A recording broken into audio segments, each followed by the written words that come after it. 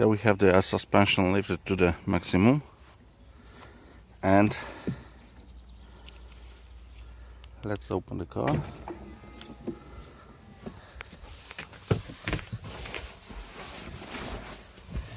And at the dashboard we have air suspension needs service.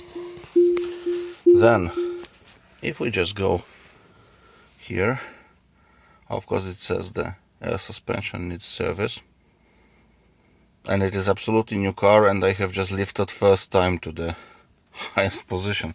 So yeah, now it's set to standard, but the car still is set to very high. Unusual situation.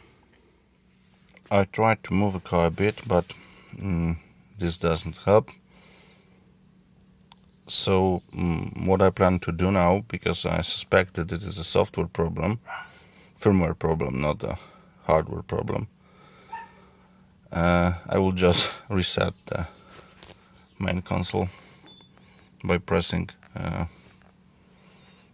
on both sides of the steering wheel. Let's see if it will help. So to be honest, I'm unhappy because I'm stuck with the car, because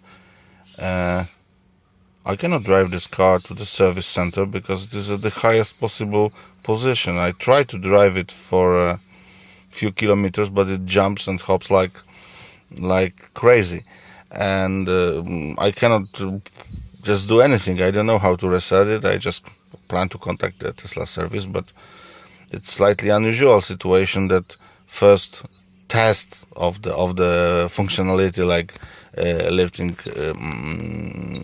the suspension to the maximum position, causes failure of the car.